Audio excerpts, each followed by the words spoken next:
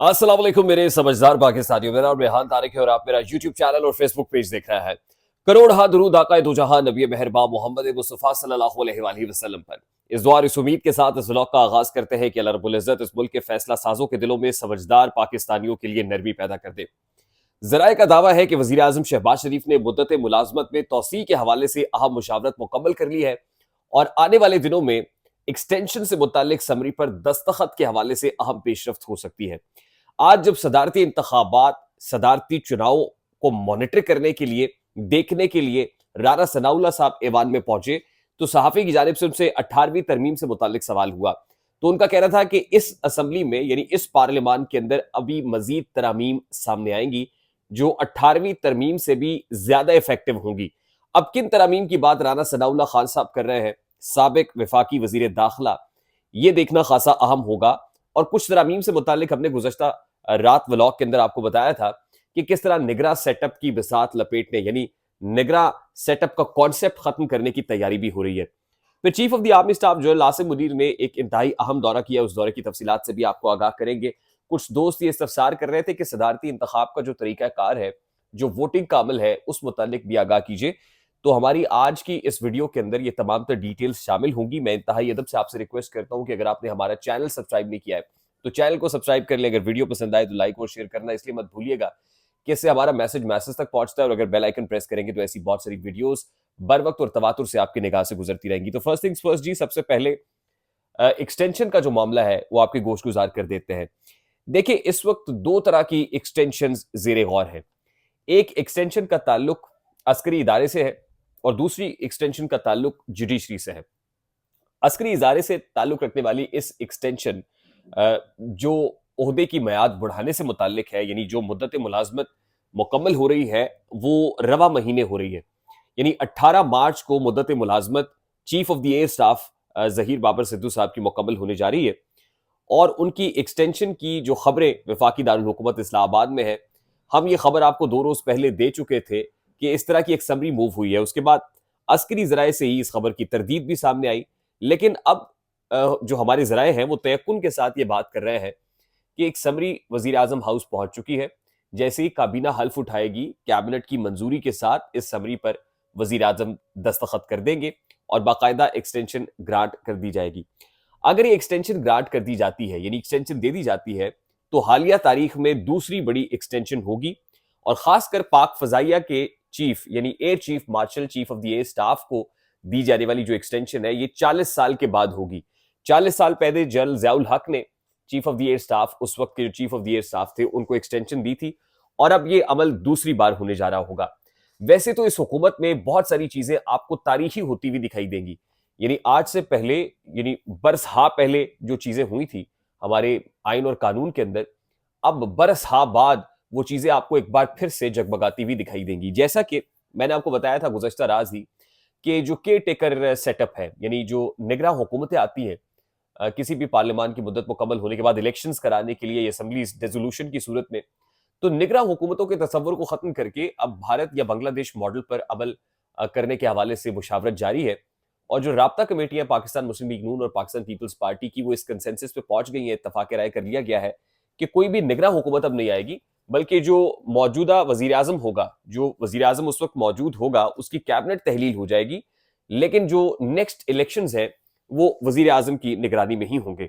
तो इस हवाले से भी एक तरमीम कराई जाएगी। एक और अहम तरमीम आर्मी एक्ट में तरमीम के हवाले से है। हमने आपको बताया था कि 9 मई से मुताल्लिक कुछ बातें हो रही हैं कि आर्मी एक्ट में पार्लियामान के अंदर से एक तरमीम की जाएगी और अल्टीमेटली 9 मई के मुलजिमान के गिर्द जो शिकंजा है वो सख्त किया जाएगा। और इसका एक सबूत गुज़श्ता रोज हमें इस सूरत में मिला कि जिस वक्त इंसदाद दहशतगर्दी अदालत के जज का तबादला कर दिया गया, सिर्फ इस बेसिस पर कि वो जज साहब 9 मई के मुलजिमान को रिलीफ दे रहे थे या जमानतें दी जा रही थी। जो दूसरी एक्सटेंशन है उसका ताल्लुक जुडिशरी से है और कुछ लोगों का ख्याल यह है कि जुडिशरी के अंदर भी जज की मुद्दत मुलाजमत मुकम्मल होने पर, यानी 3 साल का टेन्योर, वैसे तो 65 बरस की उम्र होती है, लेकिन 3 साल का टेन्योर मुकम्मल होने पर उसको एक्सटेंशन देने से मुतालिक भी एक कानून साजी पार्लियामान से करा ली जाएगी। इस तरह का कानून अभी मौजूद नहीं है। अब उस कानून में जो एग्जिस्टिंग लॉ है उसमें तब्दीली, उसमें तरमीम के लिए 2 तिहाई अक्सरियत चाहिए होती है और अब ये हुकूमत समझती है कि हमारे पास क्योंकि इत्तेहादियों को मिला के 2/3 मेजोरिटी है, तो हम बहुत सारी आईनी तरमीम करा सकते हैं। मैं एक मुमकिना मंजरनामा या खाका आपके सामने रख रहा हूं कि अब जो पार्लियामान होने जा रही है, ये बड़े ही सख्त फैसले करेगी और कुछ ऐसे फैसले भी होंगे जो बरसाबाद किए जाएंगे और कुछ ऐसे फैसले होंगे जो तारीखी होंगे। और जाहिर है तारीख तो फिर लिखी जाती है और तारीख को अगर गलत करने की कोशिश की जाए या तारीख में कुछ गलतियां की जाए, तारीख में कुछ ऐसे स्टेप्स लिए जाए कि जो दुरुस्त ना हो, तो फिर तारीख माफ भी नहीं करती है। यानी आने वाले दिनों में फिर मर्रख ये फैसला करेगा कि अभी जो चीजें की जा रही थी वो दुरुस्त थी, जस्टिफाइड थी या अनजस्टिफाइड थी। अच्छा, दूसरा इंपॉर्टेंट मामला ये कि 14वें सदर के चुनाव से मुताल्लिक आज इंतखाब हो रहा है। बावजूद इसके कि महमूद खान अचकजई साहब जो सदारती उम्मीदवार हैं, उन्होंने ये कहा कि इलेक्टोरल कॉलेज पूरा नहीं है, आइन और कानून के खिलाफ होंगे ये सदारती इंतखाबात, लेकिन वो मैदान में है, मैदान छोड़कर गए नहीं है। पाकिस्तान तहरीक इंसाफ से मुताल्लिक ख्याल किया जा रहा था शायद वो बायकॉट करेंगे, लेकिन बायकॉट नहीं किया।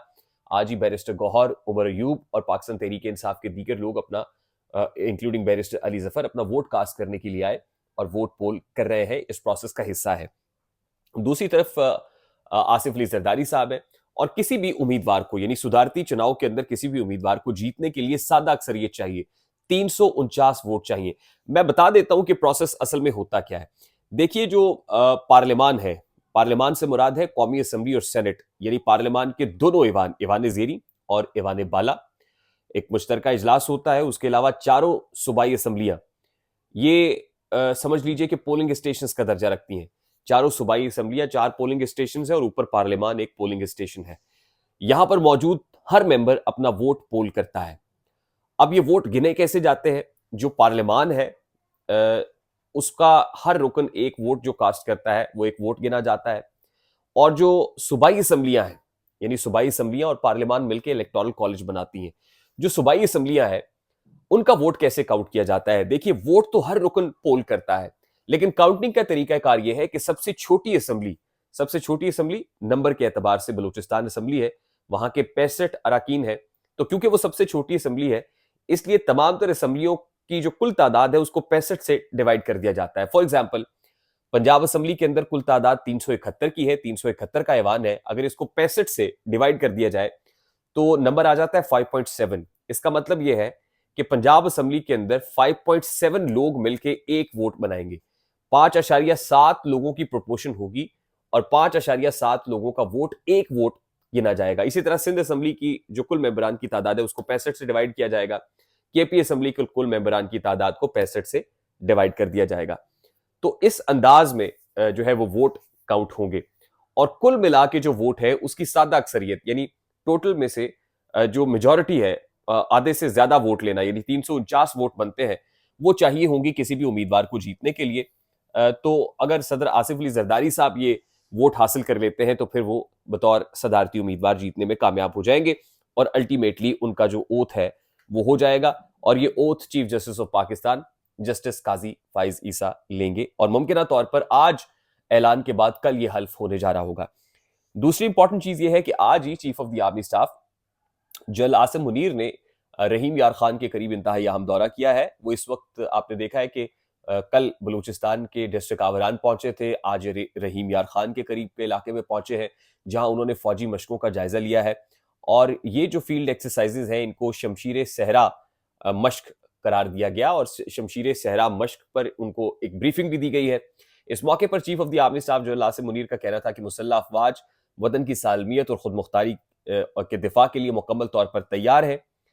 दुश्मन की किसी भी मुहिम जोई के लिए हम तैयार हैं। उन्होंने ऑपरेशनल तैयारियों का जायजा लिया और पाक फजाइया के तैयारों ने भी इस मश्क के अंदर, जिसको शमशीर सहरा मश्क का नाम दिया, उसमें हिस्सा लिया और खास तौर पर डिस इंफॉर्मेशन का जो दुश्मन का निजाम है उसको तबाह करने के हवाले से जो मवासलाती सिस्टम है उस पर भी chief of the army staff को ब्रीफिंग दी गई और उन्होंने इस मश्क में हिस्सा लेने वाले फौजी जवानों के साथ एक दिन गुजारा है। तो chief of the army staff अपने डोमेन के अंदर इस वक्त काम कर रहे हैं, लेकिन साथ ही साथ जो दीगर डोमेन्स है, इंपॉर्टेंट डोमेन है, वो मुल्क की इकोनॉमिक डोमेन हो या पॉलिटिकल डोमेन हो, उसको भी बनज़र अमीक देख रहे हैं, उसको भी ओवरसी कर रहे हैं। इस हवाले से ज़ाहिर है हर एक का अपना नुक्ता नज़र हो सकता है, लेकिन मिलिट्री इस्टेब्लिशमेंट का जो किरदार है इस वक्त मुल्क की बिलखुसूस सिक्योरिटी मामलात के अंदर और बिल उमूम तमाम तर मामलात के अंदर वो पहले से शायद कहीं ज़्यादा बढ़ गया है। आई होप जो खबरें आपके साथ शेयर की हैं वो आप तक पहुंची होंगी in true spirit and sense. अगर पहुंच जाए तो लाइक और शेयर करके आगे पहुंचाना मत भूलिएगा। अगर आप हमारे चैनल पर नए हैं तो चैनल को सब्सक्राइब कर दीजिएगा, बेल आइकन भी दबा दीजिएगा। मुझे रेहान तारिक को इजाजत दीजिए, अपना बहुत सारा ख्याल रखिएगा। अस्सलाम वालेकुम।